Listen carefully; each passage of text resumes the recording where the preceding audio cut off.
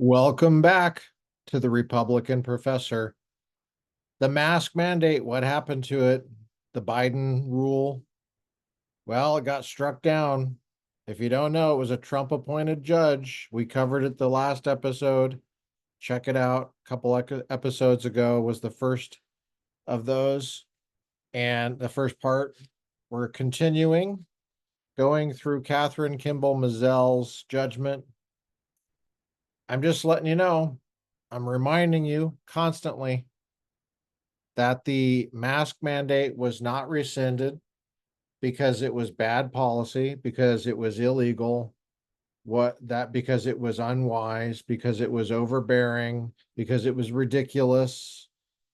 It wasn't rescinded because of a mass popular revolt by mask wearers in their cars in Democrat land. The mask mandate was deemed illegal because a Trump appointed judge, Kathryn Kimball Mizelle, struck it down throughout the whole land. And she was very young when she was appointed. She was 36. That's very young for a federal judge. And we're on page 24. And, if you find this to be boring, well, I guess I could maybe understand that perspective, but somebody's got to stay awake and pay attention to this stuff. And you have a right to vote if you're an American citizen and you're a certain age. And I've discovered that with American citizens, the right to vote comes with a certain arrogance that all of a sudden you're an expert on something, even though you have attention span of like an ant. And well, I guess I'll keep my California hat on, because we're pushing back here on the crazy system here, trying to bring some health to this thing. You're going to have to put some elbow grease into this. If you take your voting duty and right privileged, and I say privilege not as opposed to right, because there's the privileges and immunities clause in the in the Constitution that refers to rights, FYI. Privileges and rights mean the same thing in the Constitution. You're going to have to start taking this seriously, because you have a huge government. It's huge. It's absolutely huge. And your congressman, their job is to represent you to the federal government. Well, how are you going to know who to choose for that to represent you to the federal government if you don't know what the heck the government is doing? You don't even know examples. You've never done a deep dive on even one example. We're doing a deep dive. We're doing several deep dives, so you know what a deep dive even looks like.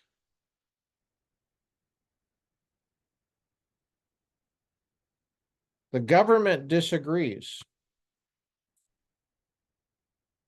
They want to keep the mask mandate. I'm on page 24, asserting that subsection A. Well, what are you talking about? Aren't you gonna summarize it? You have calories you can burn in your finger. Go find the previous episode where we talked about it. Push play and listen and take notes.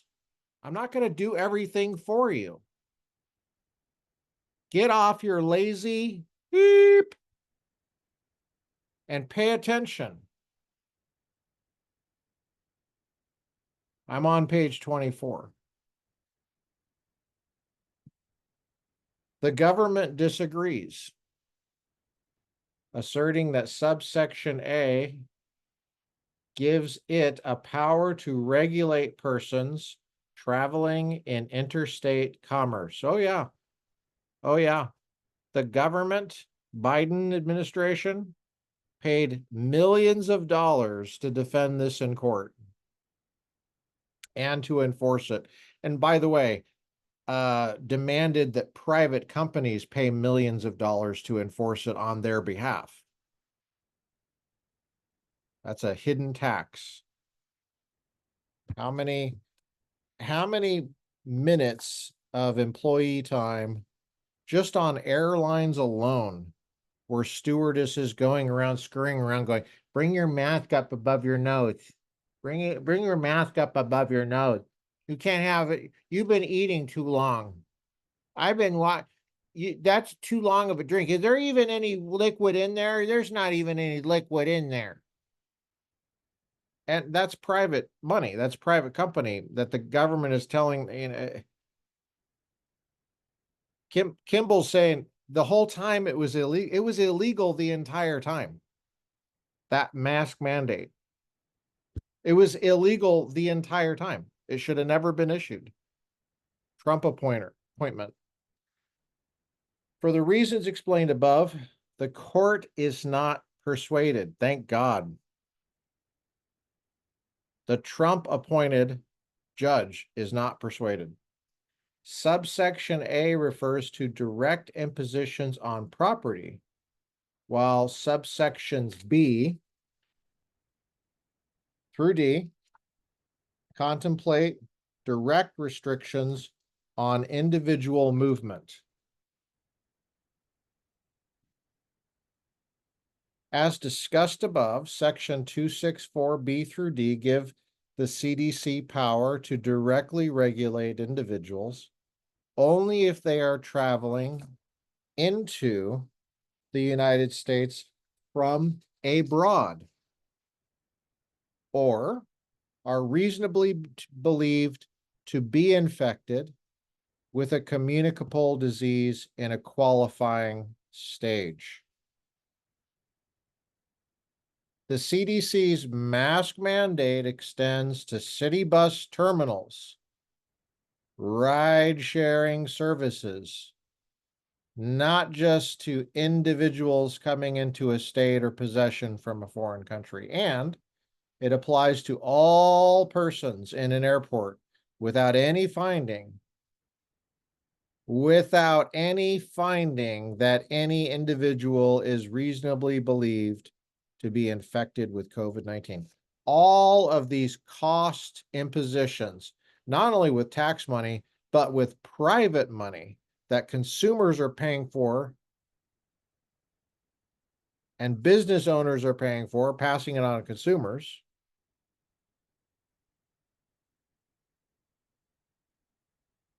And yet, without any finding that any individual is reasonably believed to be infected, as required by the statute. Chevron deference, page 25. Now, this is dated because this is from, well, just 2.5 years ago, filed April 2022. And since then, Chevron deference has taken a full frontal hit. Boom. In the Loper Bright decision, which we're going to cover on the podcast, Lord willing. Send in your gifts and donations at Republican Professor on Venmo. Send it in. Send me a message. Ask how you can support the podcast, the project. Chevron deference, page 25. It really helps, keeps us going. Finally, the government invokes Chevron deference, arguing that even if its reading of section 264 is not the best one, the court should adopt it anyway. Chevron deference requires that courts defer to an agency interpretation of a statute that the agency administers when the statute is ambiguous and the interpretation is reasonable. But a court defers only if a statute is ambiguous after the court uses all the traditional tools of statutory construction. There's an interesting story with Chevron, the way it came about and its demise this past year, and it involves the Gorsuch family. Gorsuch's mother was the head of the EPA who won that case. Well, I'm gonna tell the story because her son overturns that Republican victory in Chevron. The Reagan administration won that case, and Gorsuch's mother was part of the Reagan administration at that time. Her son was watching that, became an attorney, and developed deep concerns about that, and then was very instrumental in overturning it, basically reversing it. So that's a story of Republican mistake and Republican fixing mistake. Republican mistake, Republican identifying mistake, fixing mistake. That's a great Republican story right there. Loper Bright. Chevron versus Loper Bright. Send your gifts in so I can do this, for God's sake. Punch those numbers in.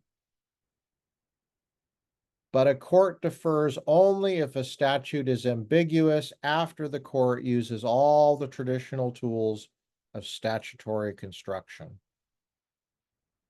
A court may not rest on Chevron to avoid rigorous statutory analysis.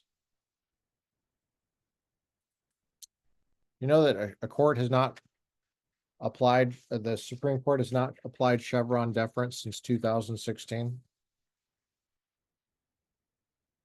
Coming up. I can't wait for that one. I cannot wait. I'm on page 26.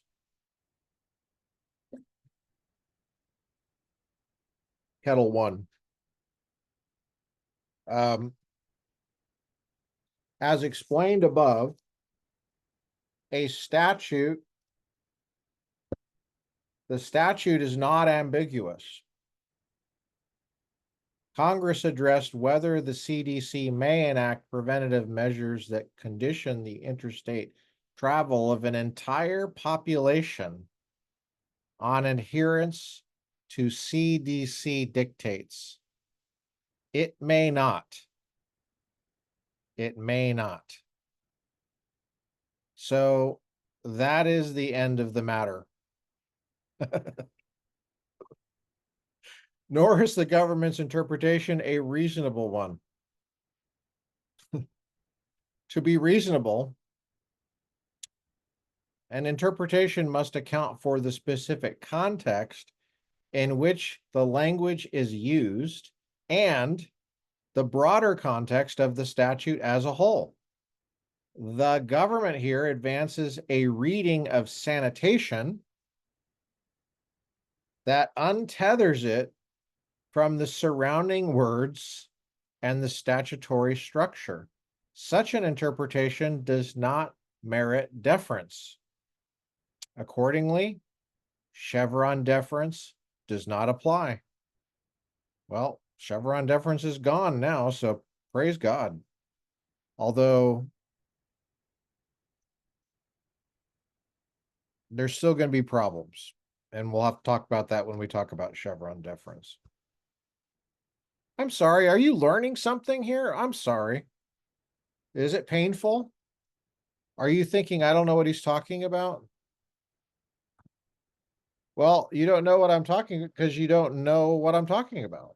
And that's the whole point of watching this and learning. Apply yourself. The whole point of calling this the Republican professor is that the viewer needs to bring something to the experience. It's not a passive receptivity where you're like,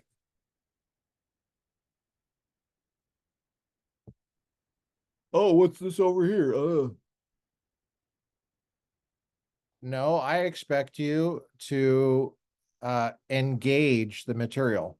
And I'm not going to babysit you and coddle you and put all sorts of little bells and whistles and this and this and this and this and this and this and then cartoon over here and this over here and some music maybe, just to try to keep, I'm not going to do that.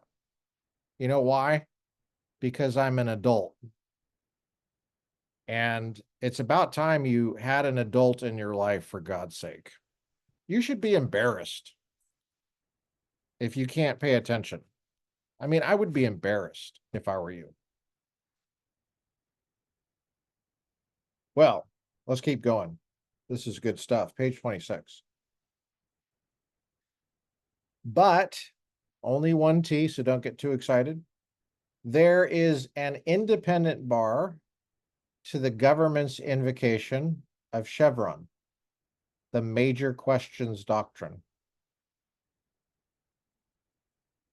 The government's interpretation. I see. No, if I was listening to this and I didn't know what that was, I would write it down. That's me. I'd write it down and I would, pay attention. Try to learn it.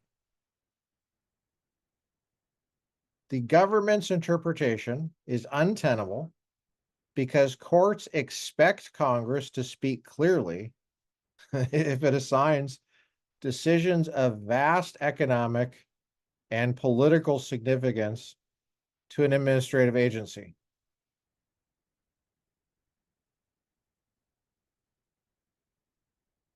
The CDC asserts that such a power, sorry, the CDC asserts such a power in the mask mandate. But Section 264A is far from such a grant. The government interprets sanitation and other measures to include traditional techniques that impede the spread of disease. One definition it relied upon is even broader, defining sanitation as the applying of measures for preserving and promoting public health. Wow. That encompasses everything. If Congress intended this definition, the power bestowed on the CDC would be breathtaking. There's a reductio ad absurdum argument. That means that reduces to absurdity. That way, therefore, we are permitted and even required logically to go back in the argument and reject what led to the absurdity. That's the form of a reductio ad absurdum argument. And if I was you, I'd be writing it down. Write it down. No, I can remember. I can, what's this over here?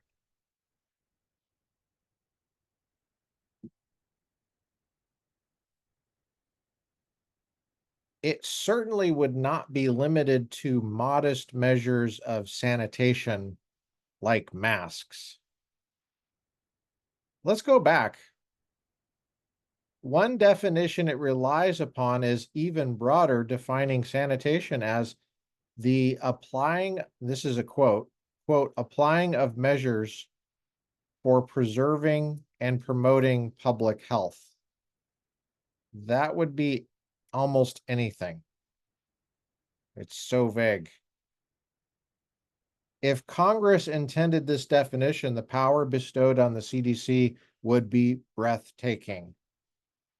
Yeah, that's absurd. That's an absurd result. I know some of you Democrats are thinking, sounds great. I love a breathtakingly powerful CDC. As long as we're in charge, we like it. And it certainly would not be limited to the modest measures of sanitation like masks. I mean, they would ban guns based on that definition. applying measures of preserving and promoting public health. You think I'm kidding? They want gun control based on public health. They shut down businesses based on public health. I mean, there's any number of violating economic rights. They would probably violate your right to counsel, your right to confront witnesses, your right to be free from unreasonable searches and seizures, your right to I mean, they already prevented you from going to church. Your right to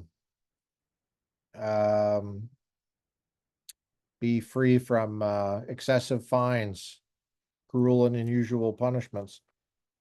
It's happened before in tyrannical situations. It would also justify requiring that businesses install air filtration systems to reduce the risks from airborne contagions, or install plexiglass dividers between desks or office spaces. And we know those plexiglass dividers saved lives. So too, that was being sarcastic in case you didn't know. So too, a power to improve sanitation would easily extend to requiring vaccinations against COVID-19, the seasonal flu, or other diseases. I'm on page 27.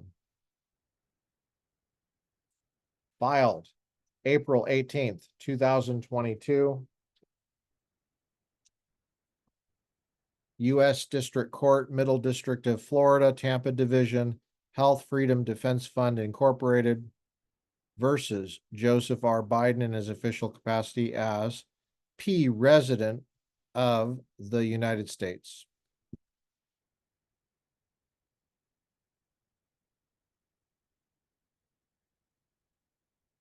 Or to mandatory social distancing, coughing into elbows, daily multivitamins. In short, the sheer scope of the CDC's claimed authority under Section 264A would counsel against the government's interpretation. But arguments about what the CDC might require in the next pandemic or COVID-19 variant are hardly necessary. The power it claims here is sufficient.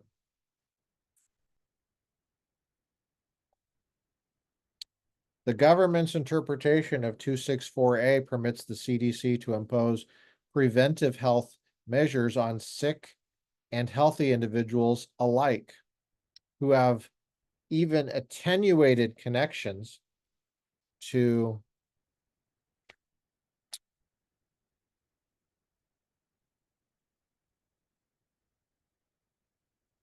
interstate travel.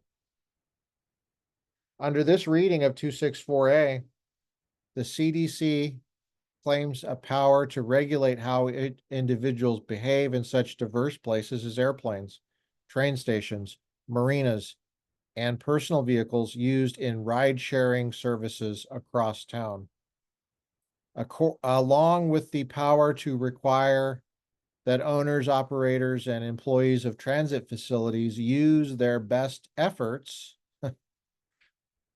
Again, how do you measure that? That wasn't your best effort. It's pretty good, but it wasn't your best. Therefore, penalty. To enforce the CDC's commands on the public. And all this with the threat of civil and criminal penalties, or at a minimum, ejection. Almost thought that said something else for a second. Ejection from the conveyance or transportation hub. Oh, this is astounding. Okay, we have a commercial break. Sorry, we have to pay the bills. I gotta read a commercial. Have you ever wanted to buy something or ever needed to buy something try going to a store. Don't have to go on the internet to look for a store. You could just go down the street, either by walking, taking a car, or public transit. Some people take a skateboard to a store. Stores come in a variety of shapes and sizes and a variety of products that you may or may not need. The products are usually there for you to look at and purchase at a register, POS, point of sale. So if you need something and you have some money, try going to a store. All right. Got to pay the bills around here. Moreover, I'm on page 28. As the mask mandate acknowledged, it has a significant effect on the economy. The mandate is a major rule under the Congressional Review Act and an economically significant regulatory action. These labels mean that the mandate is likely to have either an annual effect of 100 million or more on the economy. Oh my gosh. A major increase in consumer prices or significant adverse effects on the economy. That's 5 U.S. Code Section 8042, defining a major rule. Wow. All told, this is no everyday exercise of federal power. Think I'm wasting your time with this stuff?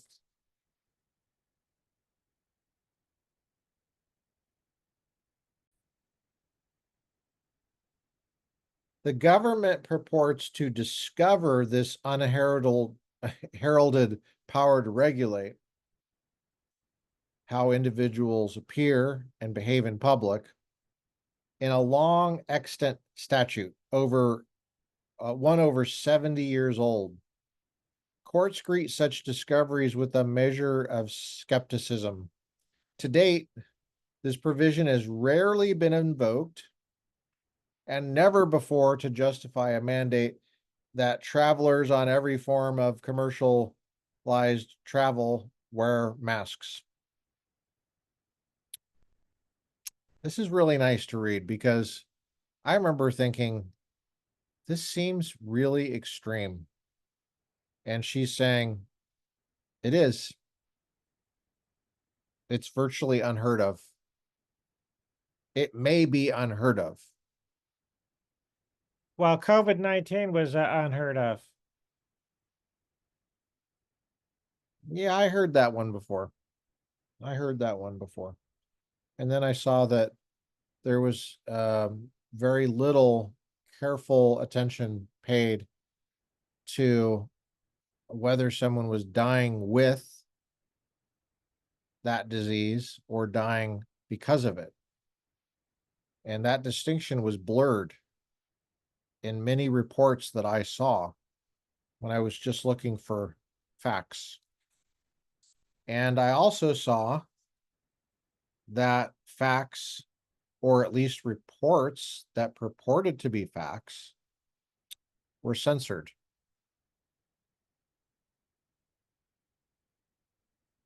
So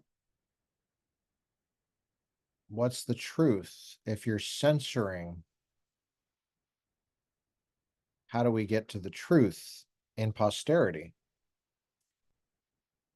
Am I supposed to get it through the mail? I wouldn't mind. But it would be expensive because of inflation.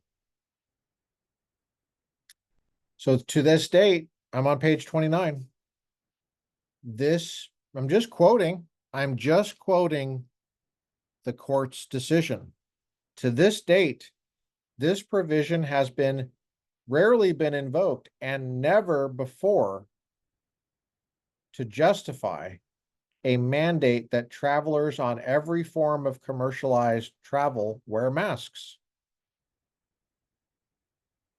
Perhaps the most notable use of the statute so far, excluding the last 2 years, of course, was a decision to ban small turtles due to a risk of salmonella. And when Congress passed the statute in 1944, it did so to codify the federal government's historic role in quarantine. It was not a fount of new power.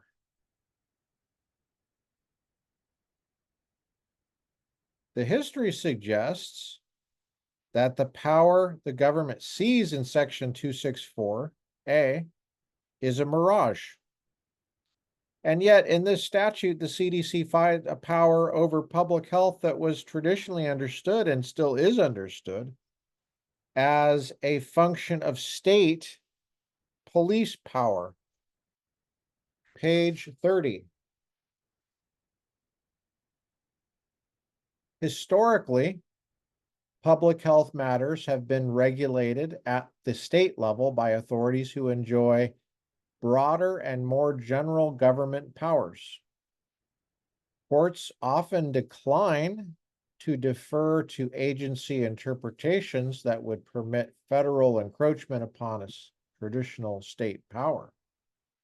That is so because it is an ordinary rule of statutory construction that if Congress intends to alter the usual constitutional balance between the states and the federal government, it must make its intention to do so unmistakably clear in the language of the statute.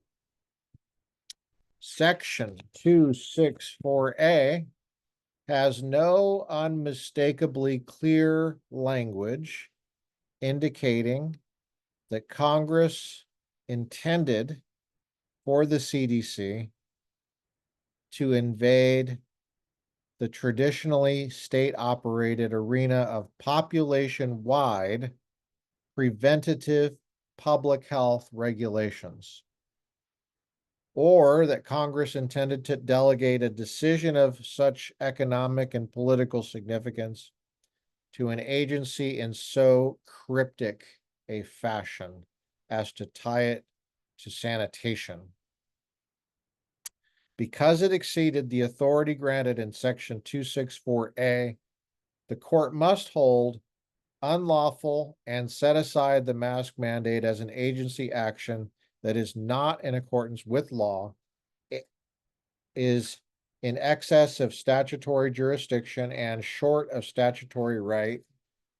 Because the court agrees with plaintiffs that the mandate exceeds the CDC's statutory authority, does not need to reach the plaintiff's alternative non-delegation claim.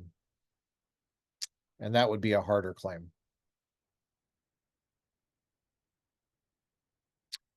B, on page 31. The mask mandate improperly invoked the good cause exception to the notice and comment rulemaking. The APA requires that agencies provide an opportunity for the public to review and comment upon a new rule before it becomes legally binding.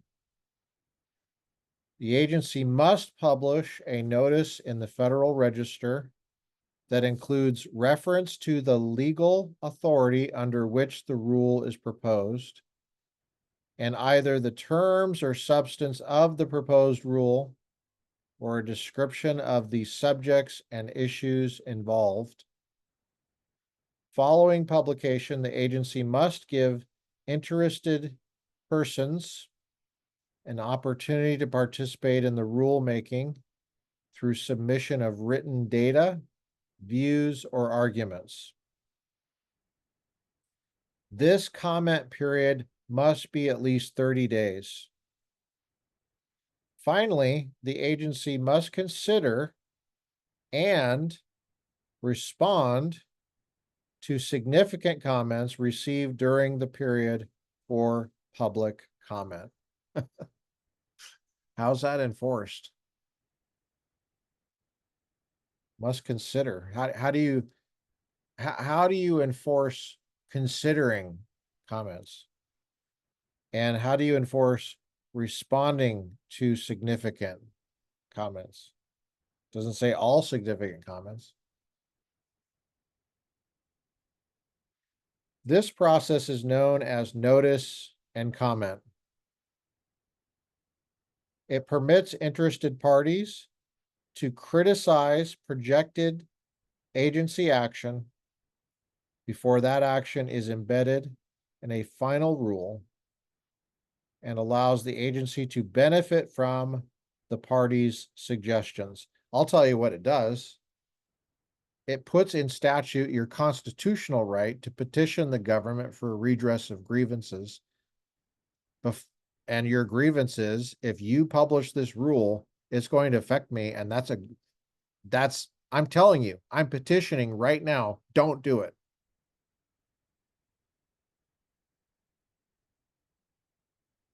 You have a right to do that. You already have a constitutional right to do that. This is a statutory form of that right. It's channeling that right toward the agency in a productive manner. That's the idea. But I mean, when you have tens of thousands of comments, how do you know which one is significant? How do you know if the agency took sufficient consideration of the best comments? How do you even know what the best comments are? I mean, how do you enforce this? Let me guess. You get a commission to look at this. And then how do you know if the commission is doing a good job? Well, you have an accountability office that watches the commission.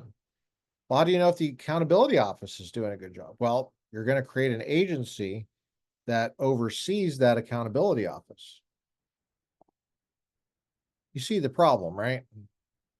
Ultimately, if you're not engaged in this as a voter, we're screwed.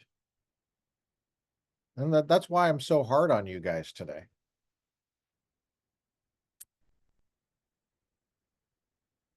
And I actually feel bad for people that have no attention span.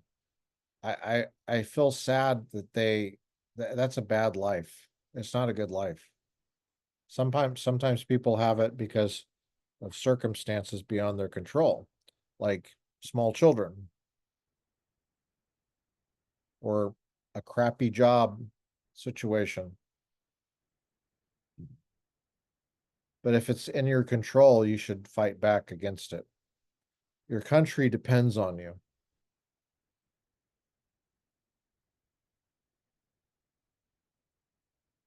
So this notice and comment period, it permits interested parties to have a say. It also attempts to provide a surrogate political process to constrain the exercise of legislative power that Congress has delegated. Don't like that term.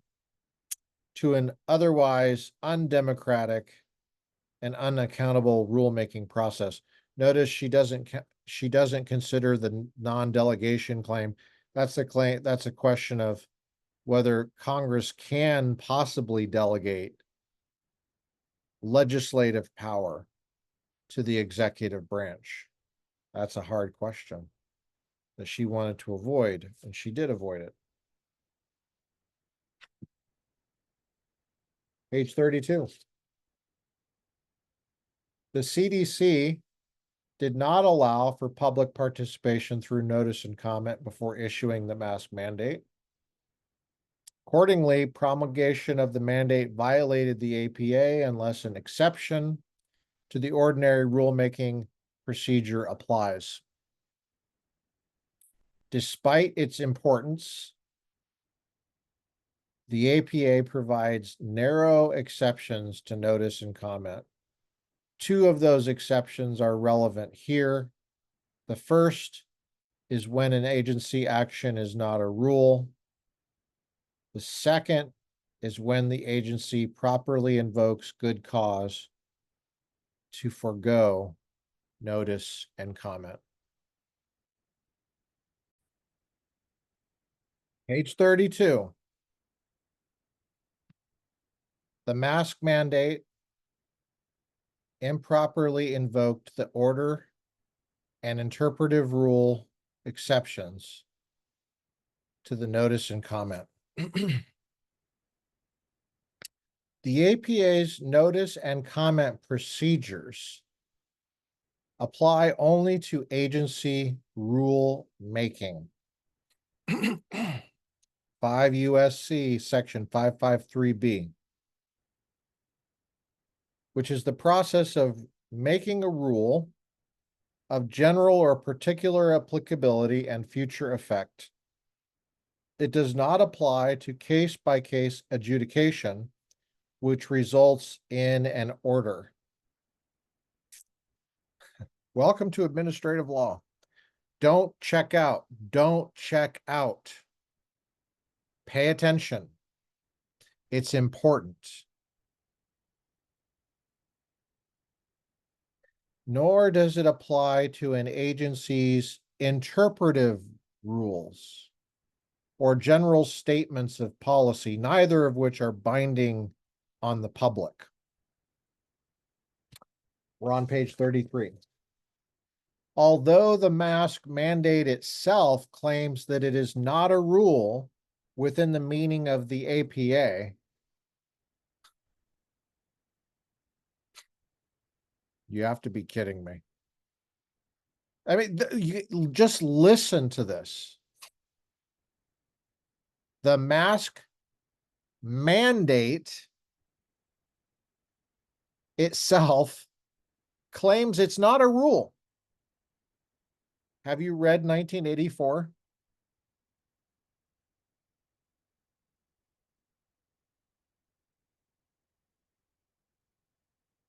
The government abandoned that untenable position on review. The mask mandate is a generally applicable standard governing conduct and rights. Yeah, everybody that sat on an airplane and had a stewardess come up and say, "Don't call me stewardess. It's office manager." But, can you put it above your nose? And I was like, I don't breathe through my nose. I breathe only through my mouth. So you have to put it above your nose. Well, I'm going to take some chips now. I'm going to eat some chips. This chip. And there was no rule about how long it took to eat a chip or how big the chip had to be. You could put it in little bites.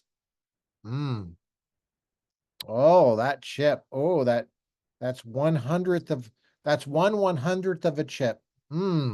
I got 99 more just for that one chip. Yeah, we got around that one.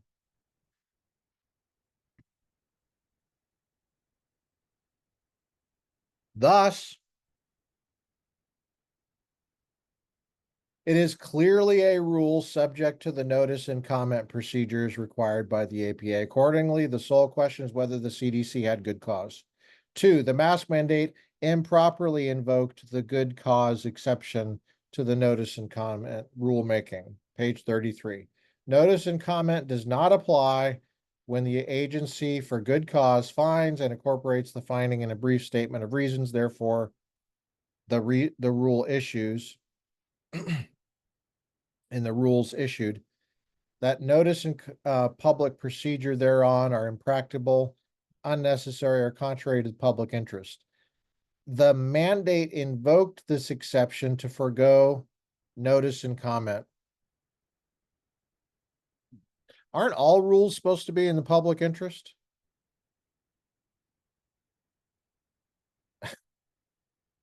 And that would mean that it's contrary to public interest if we don't have it.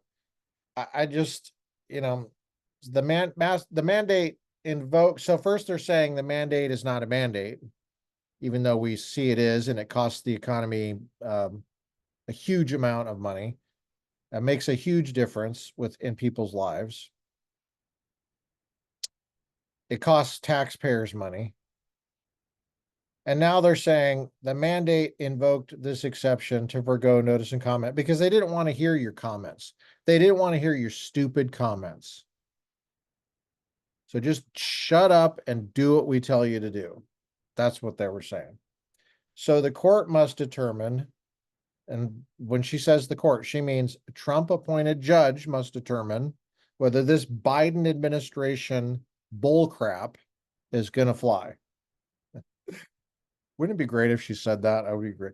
So the court must determine whether a 30-day notice and comment period was impracticable, unnecessary, or contrary to public interest. Well, it was contrary to them forcing their will upon you.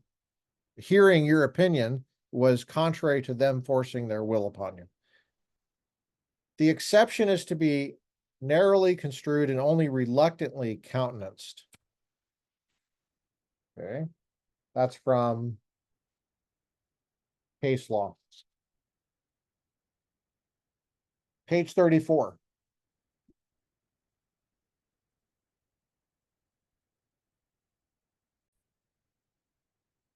The onus is on the agency to establish this finding. Thank God. If the Democrats were in charge, the burden would be on the plaintiffs, the people. That's you, not the government, because they don't want the government to have the burden when it comes to them forcing their rules on you.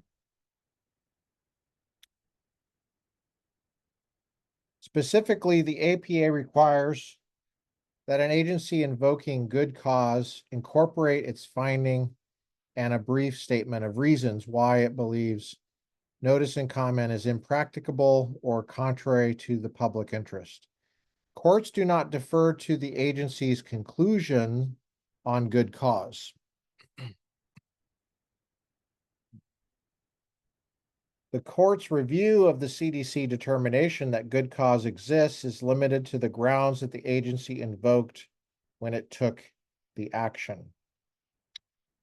The court may not supply a reasoned basis for the agency's action that the agency itself has not given. The mandate asserted that there was good cause to dispense with prior public notice and comment, meaning they didn't want to hear from the democracy. This whole election has been preserving democracy. Remember that bull crap that they were saying? Our democracy is threatened. Remember that?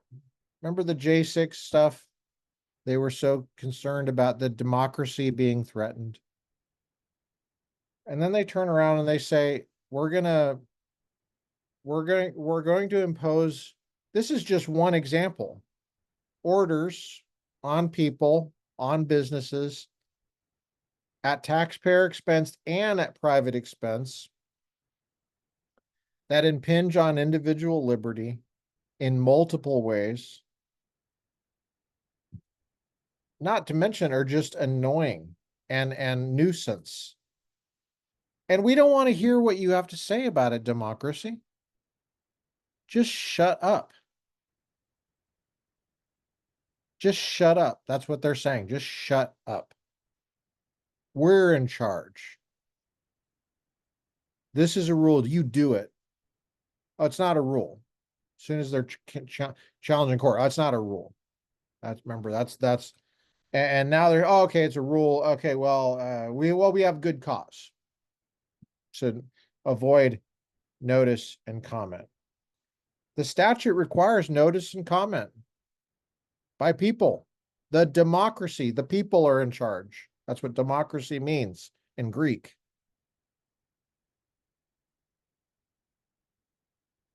Demos means people.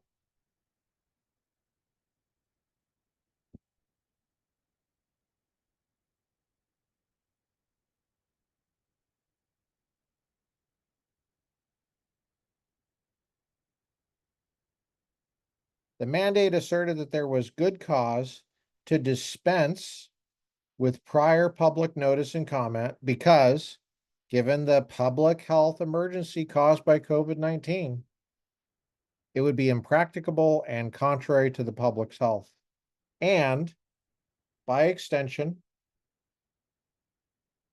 the public's interest, to delay the issuance and effective date of this order. This is page 35 of the decision. This statement, without more, is insufficient to establish good cause to dispense with notice and comment.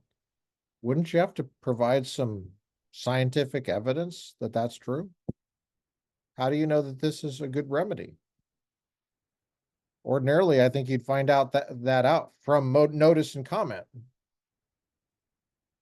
The mandate's explanation, a single conclusory sentence, does not carry its burden to show strong enough reason to invoke the good cause exception.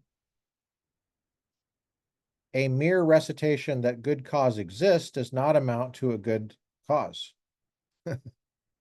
That's quoting a prior case law. Nor does it allow the court to ensure that the CDC engaged in reasoned decision-making.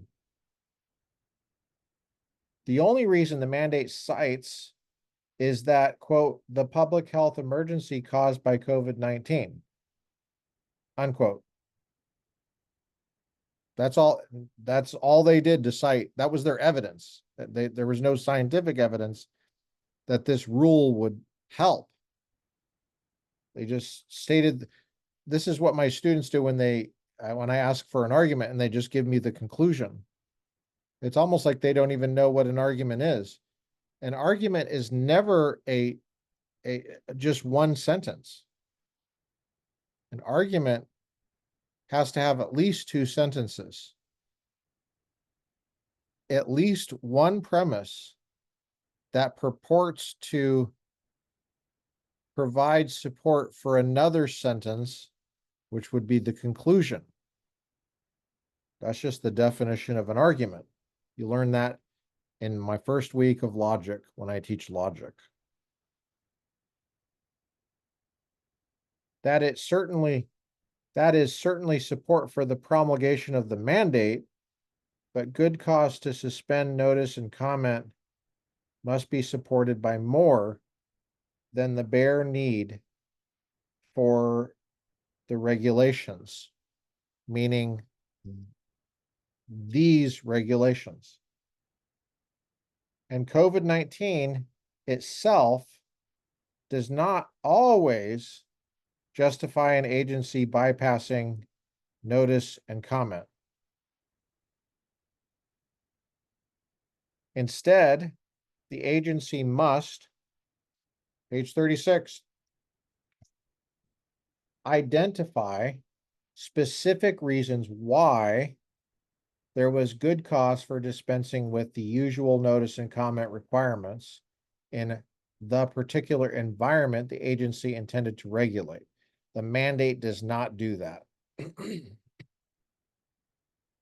Nor does the mandate explain why a delay for public comment was contrary to the public's interest. Of course, delay, at least 30 days, is inherent in public comment, but the APA presupposes that participation from the regulated public produces benefits that outweighs the costs, at least in the ordinary course. Besides its brief reference to the pandemic, the mandate makes no effort to explain its reasoning that there was an exceptional circumstance at the time it implemented the rule. The mandate's terse conclusion contrasts markedly with another regulation that addressed the COVID-19 pandemic and invoked good cause to forego notice and comment. When the Centers for Medicare and Medicaid Services, CMS, mandated that the staff of healthcare facilities receiving Medicare or Medicaid funding be vaccinated against COVID-19, it provided almost 4 pages of reasoning with 40 footnotes of supporting sources on why there was good cause to forgo notice and comment.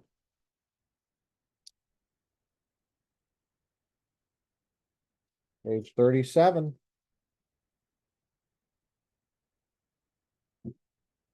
CMS identified specific reasons to dispense with notice and comment that it supported with detailed explanation on the urgency presented by the ongoing pandemic, the outbreaks associated with the Delta variant, and the oncoming influenza season.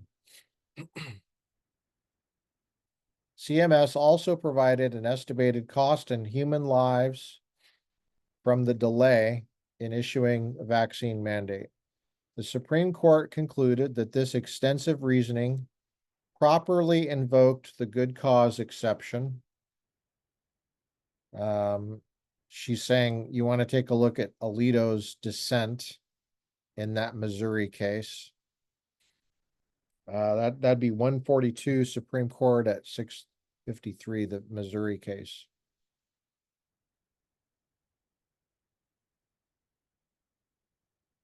And Alito was reasoning for 4 justices. So that's an interesting case. I'm going to take a look at that.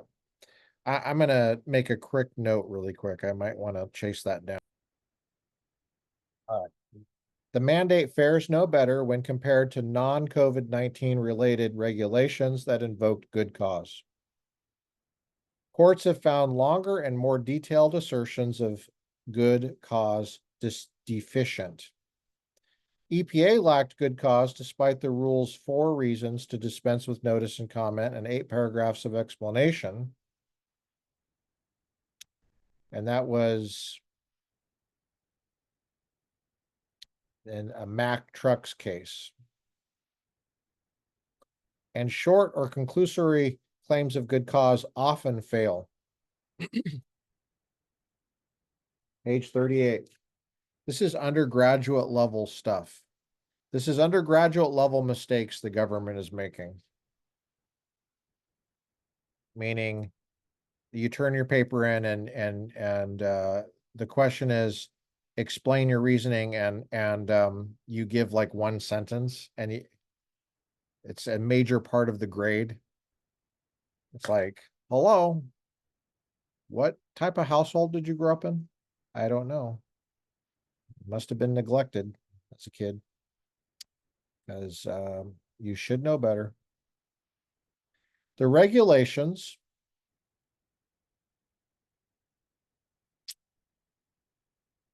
that succeed often contain detailed and careful explanations of the agency's reasoning. The CDC's failure to explain its reasoning is particularly problematic here. Yeah, this paper's worth 30% of the grade. At the time when the CDC issued the mandate, the COVID-19 pandemic had been ongoing for almost a year, and the COVID-19 case numbers were decreasing. By the way, what's a case number?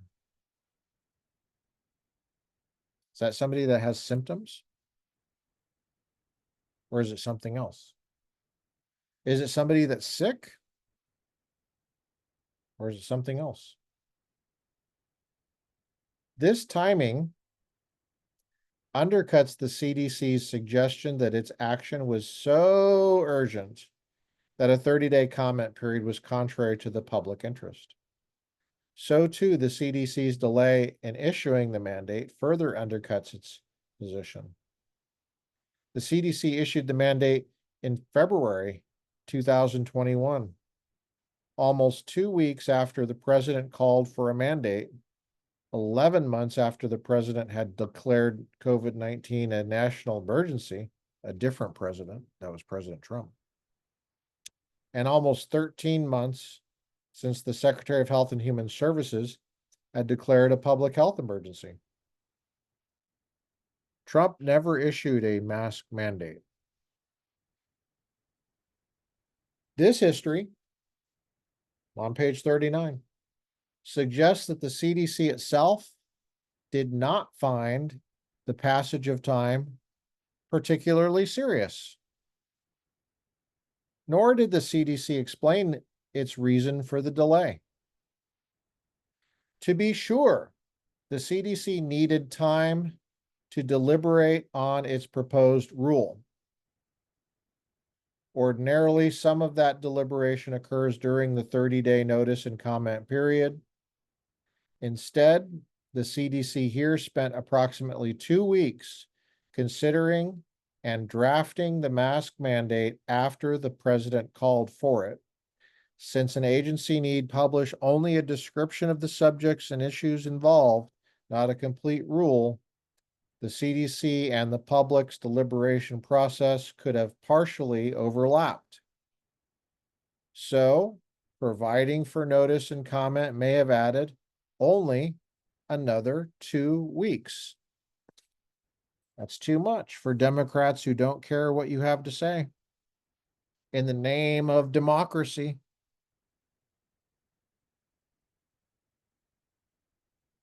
Or the CDC could have issued the mask mandate as a binding interim rule and allowed immediate notice and comment on a final version.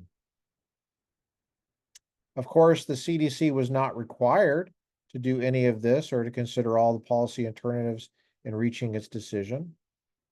But the availability of these alternatives undermines its conclusion that it had good cause to forgo notice and comment due to the dangers of delay. Even more so, since the mandate does not address why these common sense approaches, which may have required minimal or no additional delay, and certainly would have allowed interested persons to an opportunity to submit their views, were indefeasible or contrary to the public interest.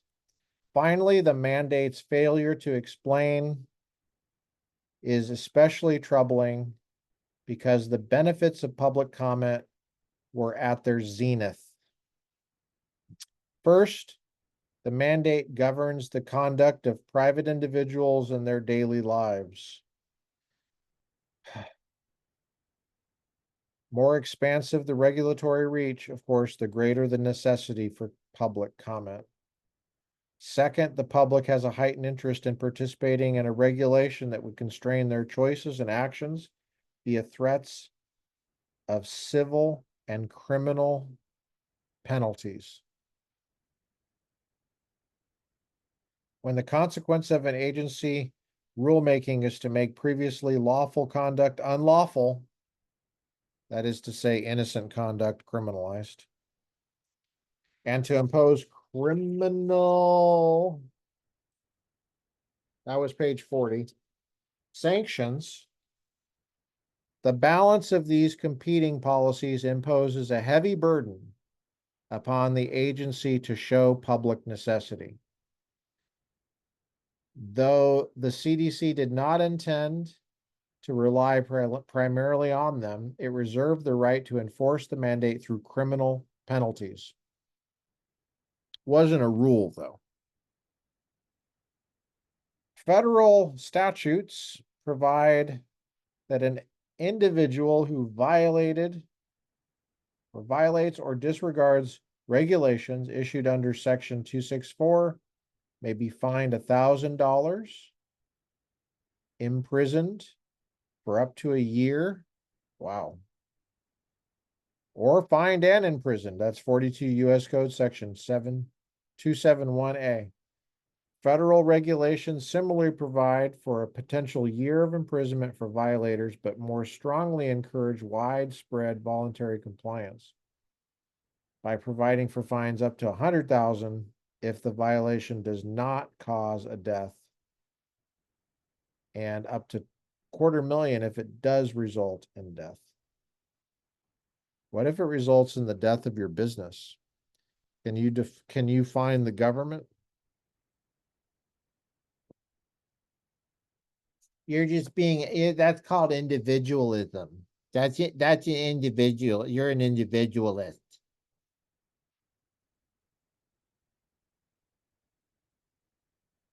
Applying these provisions,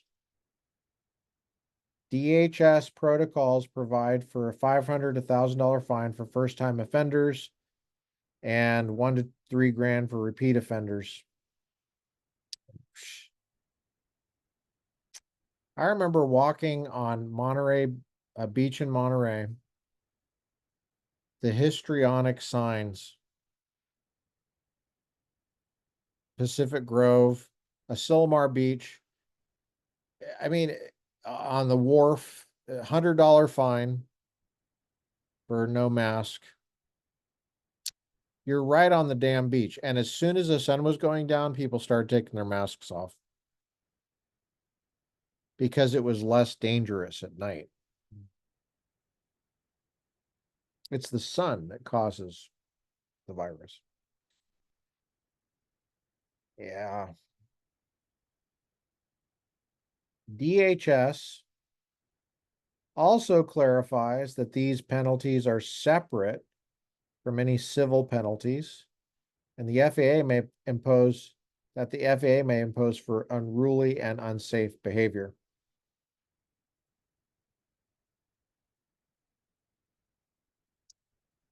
Wow. I guess there's a report of like 1,900 to 2,500 unruly passengers that didn't want to have their masks on, and they were fined under that. Finally, especially in the context of health risks, page 42, notice and comment procedures assure the dialogue necessary to the creation of reasonable rules. Despite the public interests involved, the availability of alternatives, and the timing, the mask mandate makes no effort to show the impracticability of affording notice and comment, or that doing so was contrary to the public interest. Nor is the mandate invocation of good cause sufficient for the court to find that the CDC engaged in reasoned decision-making when it found good cause. You guys, this is like the most basic thing. You have an impartial adjudicator, the judge, and it should be a judge, an Article 3 judge, appointed by President Trump, confirmed by the Republican Senate. And she's saying this is not even close to reasonable in decision making.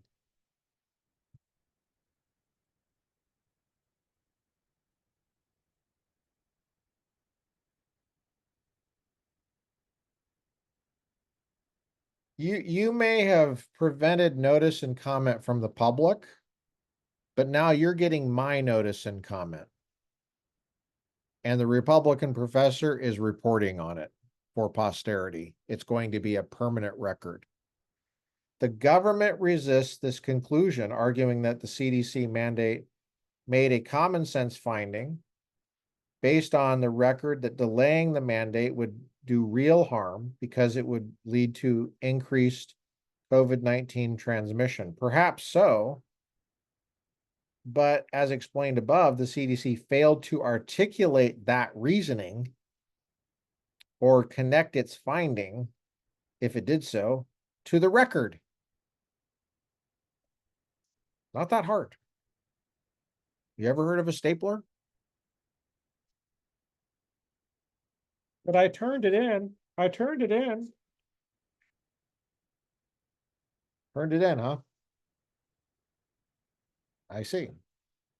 The court may not offer those findings for the agency. The court accepts the CDC's policy determination that requiring masks will limit COVID-19 transmission and will thus decrease the serious illnesses and death that COVID-19 occasions. But that finding by itself is not sufficient to establish good cause. If the existence of a communicable disease alone permitted the CDC to find good cause, then CDC would seldom, if ever, need to comply with notice and comment. That's a reductio ad absurdum, yet again. And the COVID-19 pandemic does not always justify an agency's bypassing the notice and comment process. Far from it. Instead, the agency must, at the very least, identify specific reasons why, in the environment of regulation, the ongoing pandemic constituted good cause. The mandate does not do that. That's it for today. Thursday, September 12th, 2024. I'm coming to you from the once great state of California. See you next time. Work on your attention span.